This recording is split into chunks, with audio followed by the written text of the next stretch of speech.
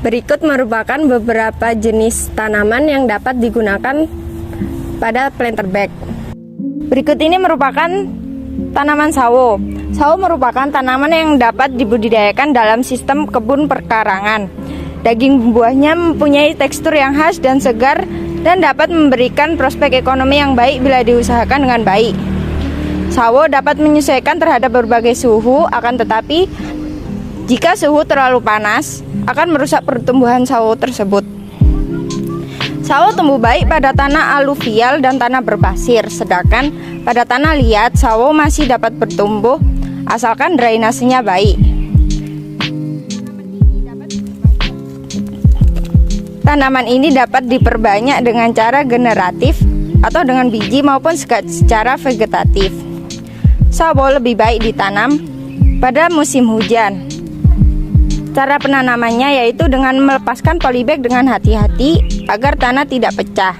Usahakan leher persemaian dan bagian tersambung atau diokulasi tidak tertimbun tanah. Pada penyiraman sawo dilakukan setiap hari dengan hati-hati, sebab sawo sangat peka terhadap genangan air. Sawo dapat berbuah sepanjang tahun, namun biasanya terdapat 1 atau 2 musim panen raya. Sawo matang memiliki kulit yang berwarna kuning kecoklatan, sedangkan hama yang menyerang sawo adalah lalat buah yang memakan daging buah yang sudah matang. Selanjutnya ada tanaman alpukat.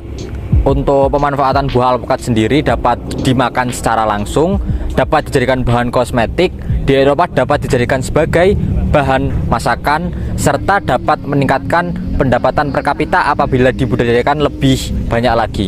Untuk ketinggian yang dapat ditanam oleh buah alpukat sendiri atau tanaman alpukat yaitu berkisar di 5 hingga 1.500 meter di atas permukaan laut, atau apabila ingin lebih optimum dapat berkisar di ketinggian 200 hingga 1.000 meter di atas permukaan laut.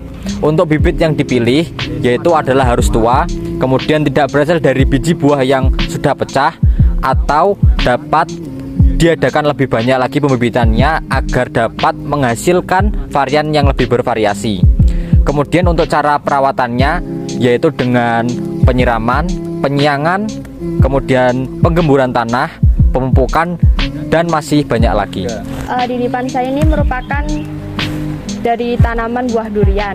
Nah, durian ini merupakan salah satu buah di mana memiliki nilai ekonomi tinggi yang memiliki banyak kandungan gizi. Nah, tanaman ini tuh cukup banyak diminati oleh masyarakat. Untuk membudidayakan durian ada beberapa hal yang perlu diperhatikan seperti persyaratan tumbuh, yaitu lokasi lahan di mana dia harus sesuai dengan agroklimat atau iklim yang memiliki curah hujan antara 1.500 hingga 2.500 mm per tahun. Media dan air tanah meliputi tanah lapisan topsoil, contohnya aluvial dan andosol, serta tingkat kemasaman dengan memiliki pH 6-7. Nah, air tanahnya sebagai komponen utama ini berasal dari air tanah sungai, sumur, dan lain-lain. Ketinggian tempat yang optimal untuk tanaman durian itu kurang dari 8.000 mdpl atau sesuai dengan varietesnya. Kemiringan lahannya sekitar 5 derajat sampai 20 derajat. Selain itu, ada juga tahapan-tahapan di mana dalam budidaya tanaman durian meliputi pertama persiapan lahan berupa pengolahan tanah, pengaturan jarak penanaman, serta kedalaman penanaman. Yang kedua, persiapan benih, digunakan benih yang sehat dan sudah siap tanam. Yang ketiga, ada penanaman di mana memastikan lahan yang sudah siap. Yang keempat, ada pemupukan dilakukan sesuai dengan kebutuhan tanaman. Yang kelima, ada pengelolaan hama dan penyakit tumbuhan, dilakukan penyemprotan insektisida untuk pencegahannya. Yang keenam, ada penyiangan, yaitu proses pembersihan gulma pengganggu pertumbuhan tanaman. Yang ketujuh, pemangkasan, di mana proses ini untuk membuat tanaman dapat berproduksi secara maksimal. Yang kedelapan, pengairan dilakukan sesuai dengan kebutuhan tanaman pada setiap fasenya. Selanjutnya ada pengelolaan bunga dan bakal buah yang berfungsi untuk mendapatkan buah yang bermutu. Selanjutnya yang terakhir yaitu pemanenan, dilakukan ketika buah telah memiliki tingkat kematangan kurang lebih 95 sampai 140 hari setelah bunganya mekar. Kemudian di depan saya ada tanaman nangka. Tanaman nangka ini adalah tanaman yang berupa pohon yang berasal dari India.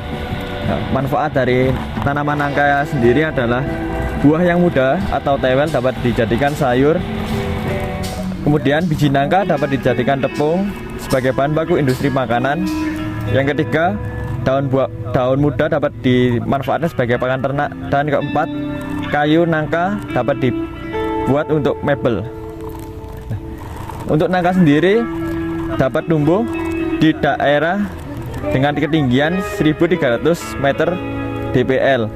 Namun yang lebih baik cocok tumbuh di antara 0 sampai 800 meter DPL. Iklim yang cocok untuk nangka sendiri dengan curah hujan rata-rata 1.500 sampai 2.500 mm dan dicukupi oleh sinar matahari karena tanaman ini melakukan fotosintesis.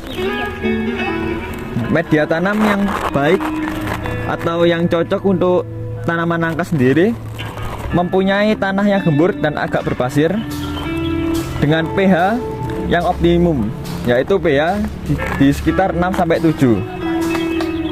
Nah, untuk budidaya sendiri dapat dilakukan dengan menggunakan biji, cangkok ataupun okulasi. Bibit yang dipilih berasal dari jenis atau varietas yang unggul. Dan bibit harus sehat yang dapat dilihat dari sosok yang kokoh, batang kuat, lurus, dan tegak tumbuhnya.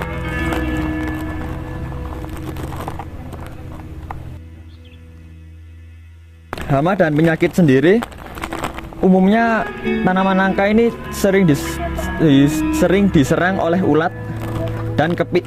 Untuk penyakitnya sendiri biasanya disebabkan oleh bakteri mati bujang yang sering menyerang pohon nangka dan jamur. Nah, untuk pemeliharaan tanaman sendiri dapat dilakukan dengan cara penyiangan untuk membersihkan gulma ataupun tanaman-tanaman pengganggu dan pemberian pupuk dan penyiraman.